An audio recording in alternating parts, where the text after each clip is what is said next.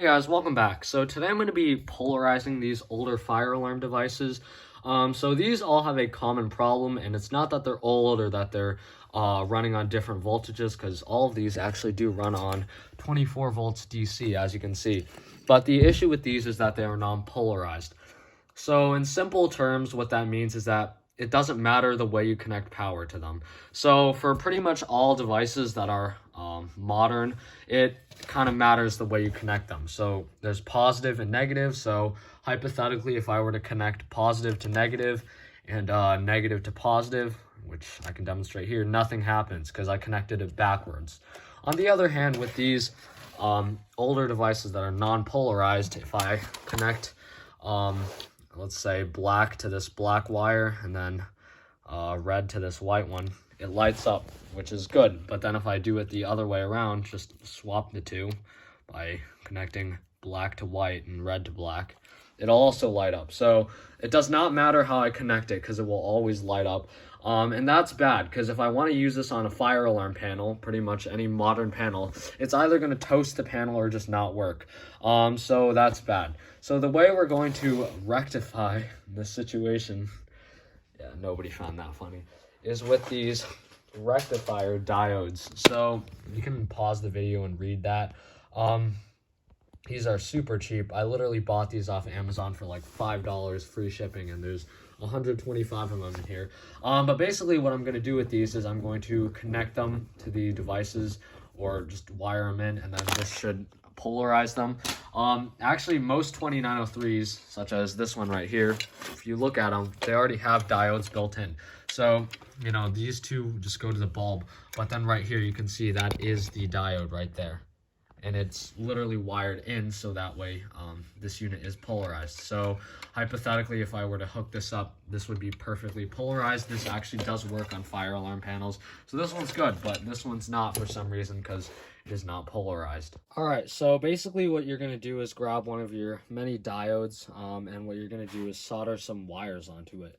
So it does not have to be color coded. You can use literally any wire you want. I just like to color code stuff just because it makes it easier. So what you're gonna do is just take one end of the diode and then one end of the wire, and you're just gonna want to twist it together so it makes a decent connection. So what you're gonna do is just put your iron under there, grab some solder, and then just heat up the cable.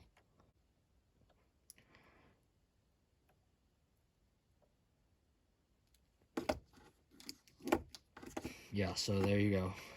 Soldering. Just add solder. Make a decent solder joint. Alright, that looks pretty good to me.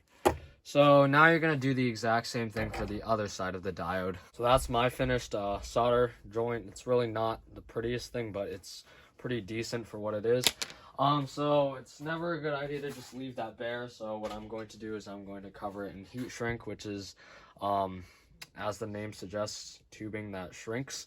So here it is, and it's actually the perfect size. So this is pretty easy to use. You just cut off the portion or the amount that you want, slide it over the cable, and then just put it over where you want it. All right, so I got it to fit over the part I want, and then now you're just gonna introduce some sort of heat source. Technically supposed to use a like a heat gun or something. I don't have a heat gun. I just have this lighter that's actually practically dead at this point. All right, eventually I got the lighter to work. You can see here it actually shrinks over pretty much all parts that you want to cover, makes a good insulation, and it just looks better. So now you can go ahead and actually connect it to your device. So now that you have your diode assembled, basically what you're going to do is attach one of them to one of the cables. So I'm just going to use one end, which is my white end, and then attach it to one of the leads from the actual device, and then wire nut that on. You probably can't even see what I'm doing because I have a horrible tripod, but there you go. So you can see here I just attached one side of the diode to one of the leads from the device. So actually at this point you're literally done.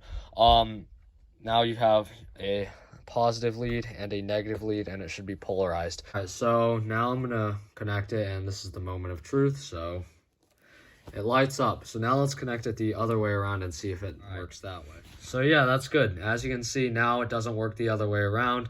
It's polarized, so yippee. Now let's do the other ones. Just got finished polarizing both of the horns, so you can see I literally did the exact same thing I did with the light plate. So I just soldered the cables and then tied this together, and then now I have a positive and a negative. So if I go ahead and give a demonstration of it, if I connect it the wrong way or non-polarized or backwards, actually, go ahead and it doesn't do anything. And if I go ahead and connect it the correct way, it goes off. So that's good. Now I can actually use these devices on my panel. So yeah, thanks for watching this video. Hopefully it was somewhat helpful, and farewell.